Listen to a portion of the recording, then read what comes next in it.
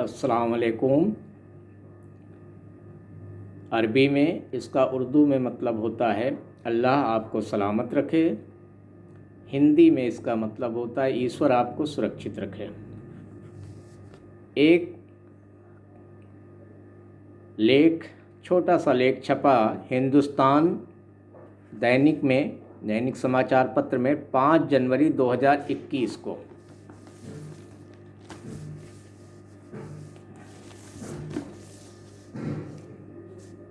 मनसा वाचा कर्मणा कालम से। इसका विषय है स्वर्ग में भी दुख। लिखने वाले हैं महेंद्र मधुकर। इन्होंने लिखा कि संसार के प्रायः हर एक धर्म और जाति के लोगों ने मृत्यु के बाद स्वर्ग को अपनी पहली पसंद घोषित किया है। शास्त्रों ने भी प्रचार में कोई कोर कसर नहीं उठा रखी। ना मृत्यु का भय, ना बुढ़ापे की पीड़ा होगी। स्वर्ग में यौवन और अमरता मिलेगी। पुरुषों को स्वर्ग में अप्सराएं व परियां मिलेंगी। हूरों के दीदार होंगे। मनचाहा देने वाला, यानी जो भी हम वहाँ चाहेंगे वो हर एक चीज़ हमें मिलेगा।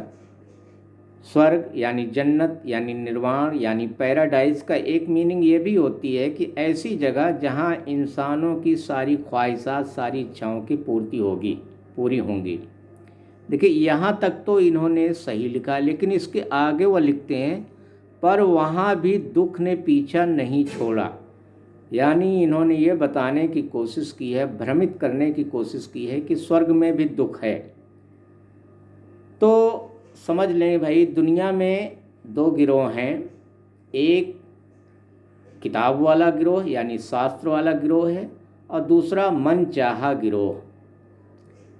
तो ये मनचाहा गिरोह की ये नीति रही है कि ऐसे लोगों ने जितने ईश्वरीय ग्रंथ आए हैं आज तक, माफ़ कीजिएगा, जितने ईश्वरीय ग्रंथ आए हैं आज से 1450 साल के पहले तक, तो सभी में कुछ न कुछ इन लोगों ने कुछ हटा दिया, कुछ अपने तरफ से बढ़ा दिया, यानी धर्म में हानि कर दी। और जो मनचाहा गिरोह है वह धर्म में हमला करने के लिए इसी जोड़ी हुई यानी धर्म में हानि की गई बातों को लेकर के धर्म को बदनाम करता है और उसको लेकर के लोगों में भ्रम पैदा करता है। ये बहुत पुरानी नीति है और इसी नीति के तहत इन्होंने ये साबित करने की कोशिश की है कि स्वर्ग में भी दुख है।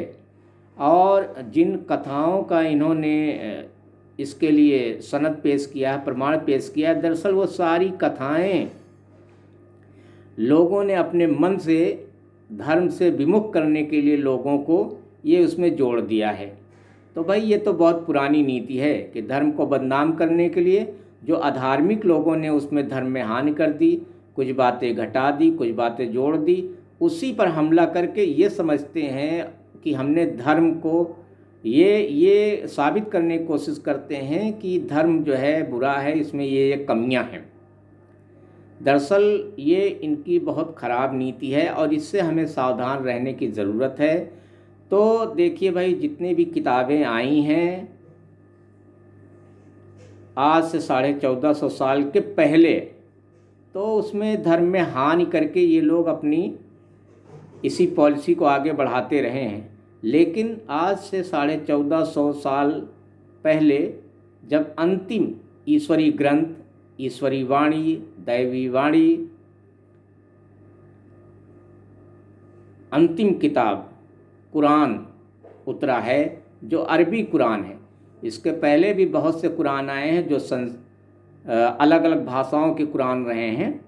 तो ये जो अंतिम कुरान है, इसमें साफ साफ लिखा है कि ये जो है जितने पहले आई हुई आसमानी किताबें हैं या ईश्वरी वाणी है, शास्त्र है, वो सभी इसमें सुरक्षित हैं। वो सारी बातें यानी बिल्कुल इस किताब में, पहले की किताब में जो लोगों ने धर्म में हानि कर दिया है, कुछ घटा दिया है, कुछ बढ़ा दिया, उससे बिल्कुल पाक कर दिया है, पवित्र कर दिया है। तो अगर धर्म संबंधी कोई भी बात हम जानना चाहते हैं, अगर हमारी नीयत सही है, तो एक बार हम कुरान का अध्ययन जरूर करें, उसके बाद हम जो है जो उस पर टिप्पणी करें या अपनी राय बनाएं तो बेहतर होगा।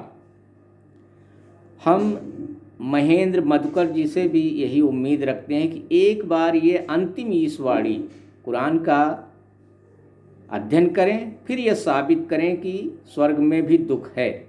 और मुझे पूरी उम्मीद है, मेरे ज्ञान के अनुसार, मेरे इल्म के अनुसार, कुरान में कहीं ऐसी बात नहीं है कि स्वर्ग में यानी जन्नत में यानी निर्वाण में यानी पैराडाइज में दुख नाम की कोई चीज़ नहीं है।